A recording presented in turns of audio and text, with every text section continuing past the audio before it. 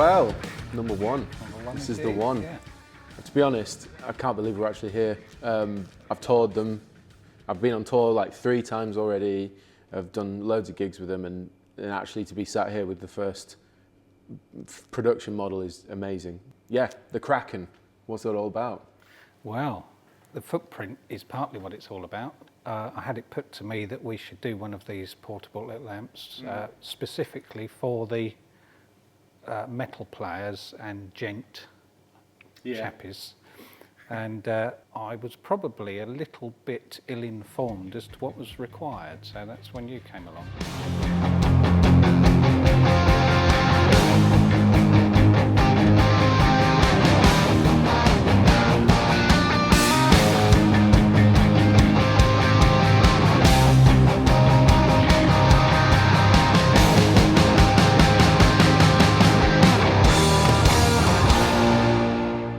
When I think about, metal tone, all the guys that use extended range, 7 strings, or even just, standard scale length guitars and the kind of tones they go for, there are certain amps that you would just associate with that genre. Yeah.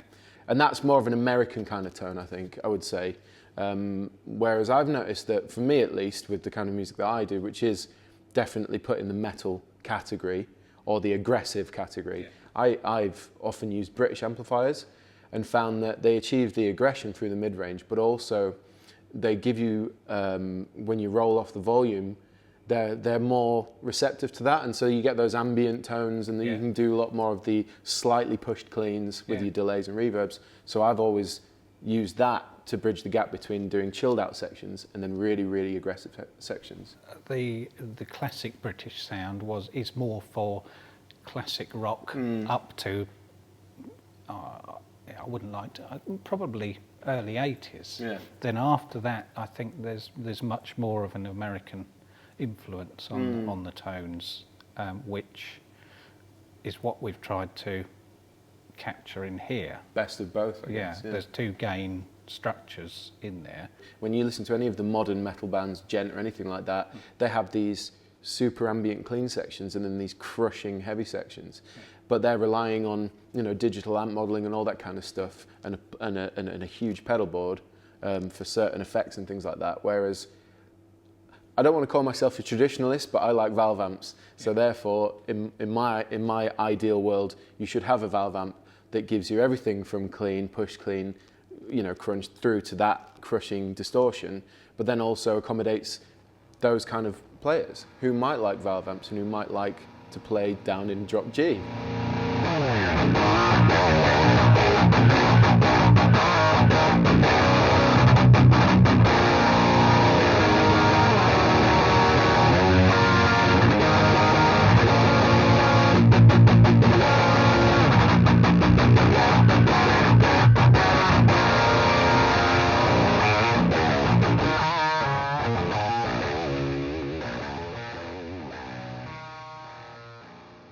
The thing I love about Gain 1 on the Kraken is that I can have it all the way, like nearly off, and get that beautiful glassy clean tone if I want it.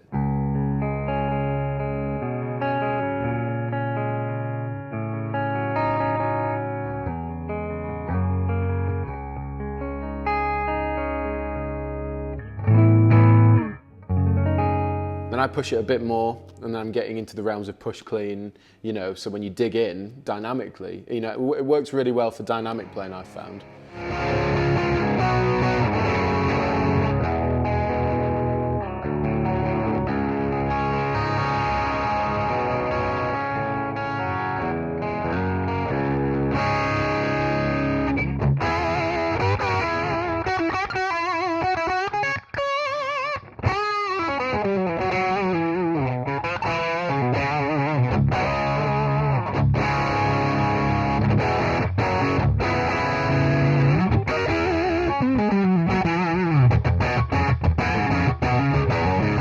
Then as I push it even more, then I'm into that hard rock crunch tone.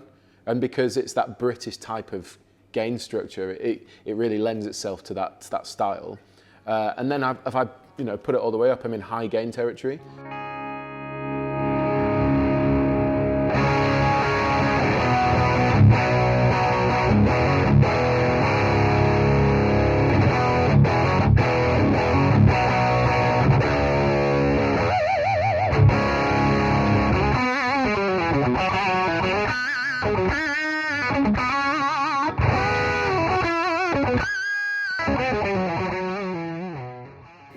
is a little bit old school in a way, although it's addressing or coming up with, providing modern sounds. I think there are a lot of players like yourself that actually still like to ride the volume control and see what they can get, from the guitar as well. But that harmonic content is still there when you turn the guitar down and makes a much nicer clean sound than a clean channel. And lots of nice clean sounds aren't as clean as you think anymore, aren't they? Yeah, because I like the dynamic range of being able to pick lightly and you've got the clean chimey tone. And then all I have to do is just pick a bit harder, and then you get that slight breakup. And that's for alternative rock and any kind of style of music where you want to be able to use dynamics to your advantage. It handles it so well. And I think it's fair to say in like modern metal, djent and all that kind of stuff, guitarists are using passive humbuckers or passive pickups over active. And I think that, characteristically passive pickups give you that mid-range as well, so they give you that clarity. And it's with the volume pot as well, it's even more dynamics. So it really is a marriage of the two, I think.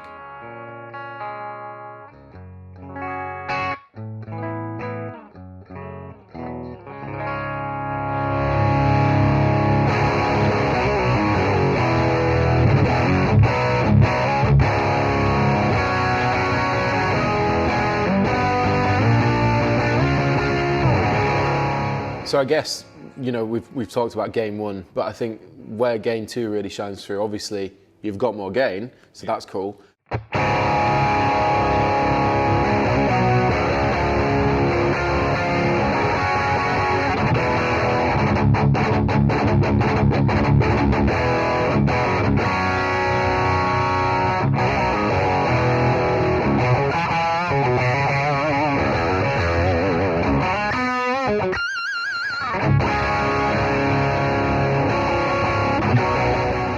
What I noticed about it was, I wouldn't know how to describe it in technical terms as such, but it's more edgy. It's tighter, I suppose, but also it really lends itself to that kind of aggressive picking style.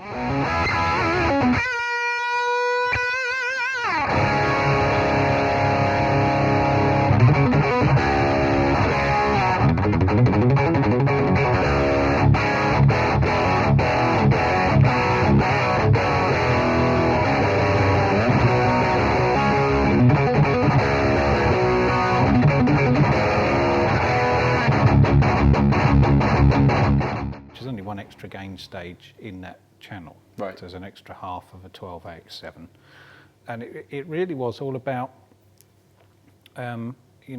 keeping just stopping it getting mushy.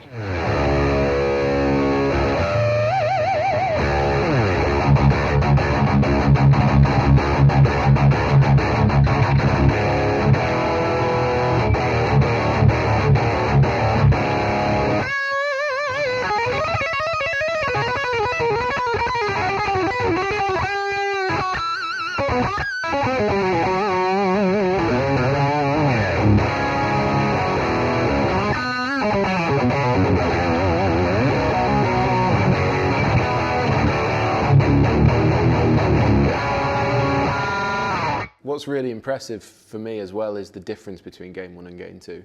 Considering that they're taking inspiration from completely different areas of the amp world.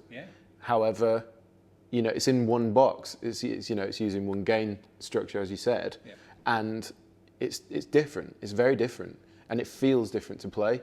And that, again, I mean, obviously you're a genius. That surprised me a lot when I did that, when I first played it through it. I'll be quite honest. It's what I set out to achieve. Right. But I almost surprised myself a bit in terms of. That's got to be a first. No. In that there was quite a stark difference. But I think we addressed not only the preamp section, but the output stage as well, because that's a thing that goes on in here with the gain switching. Just slight changes in the feedback network of the output stage, because they have a negative feedback network. Right. And there are slight changes in that between the two channels, as well as the bass focus switch on the back.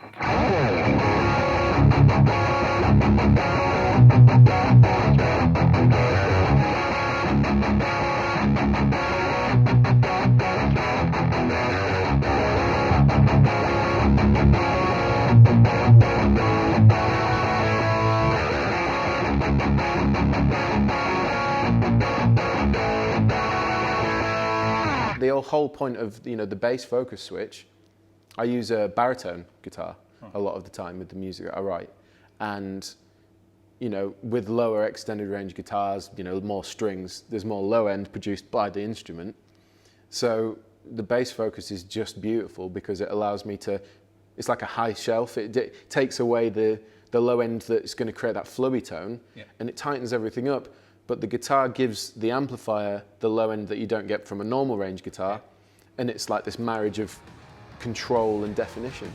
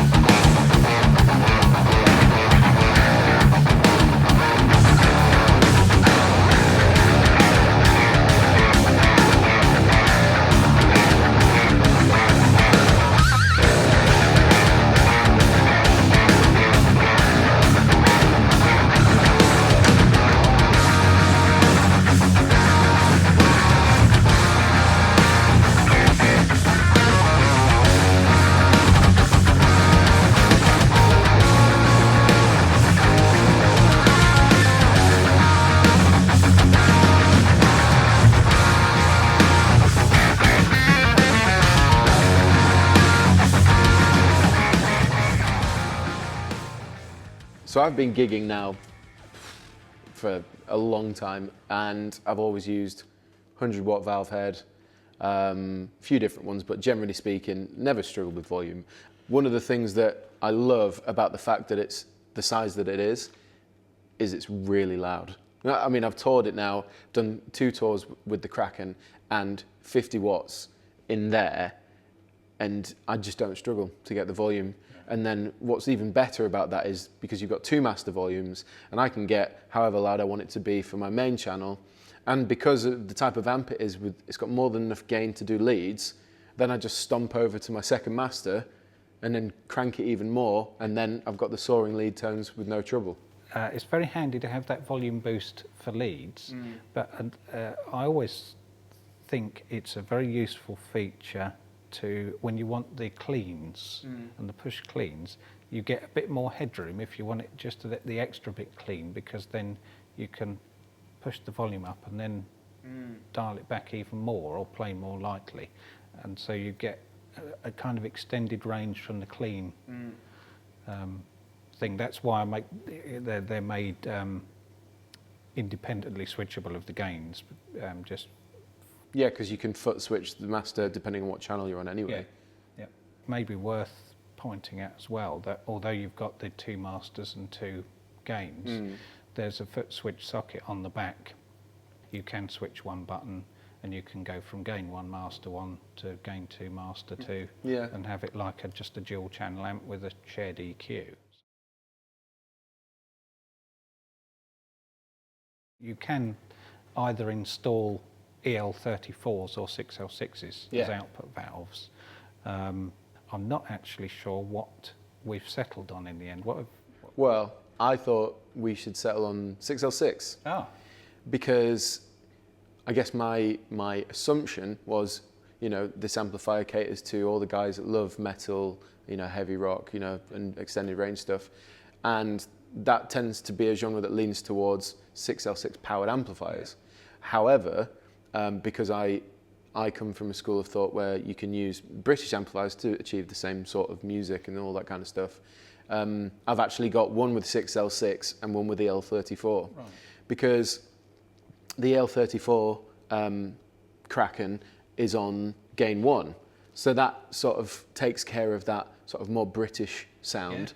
And then obviously the 6L6 one is on gain 2, and that gives me the, and then there's a beautiful blend in the middle. But either way around, it's a subtle difference, but you do notice certain nuances in the way the gain sounds, the way it feels.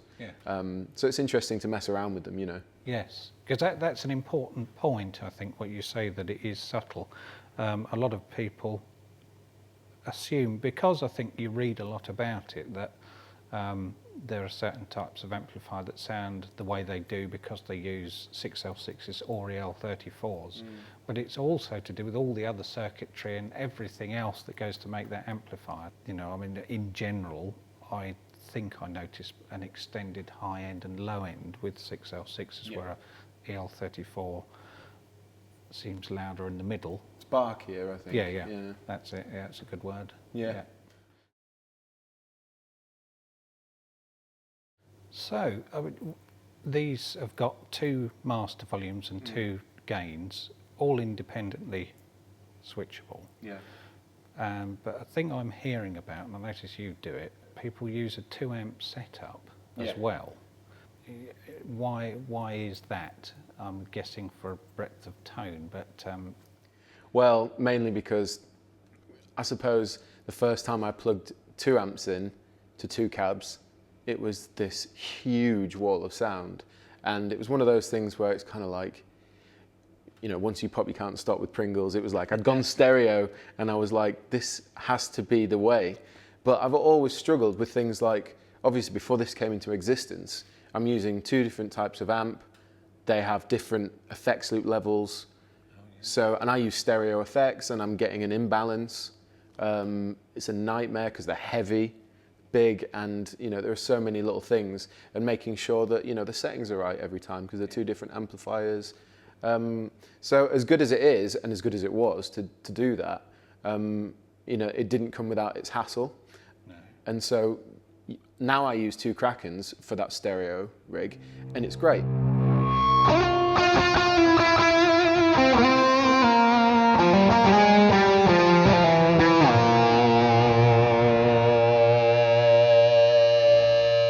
I have completely even stereo effects, number 1. Number 2, it's the same interface. So what I'm looking at is the same EQ. I know that it's the same amp, you know, so I have one on gain 1 and one on gain 2.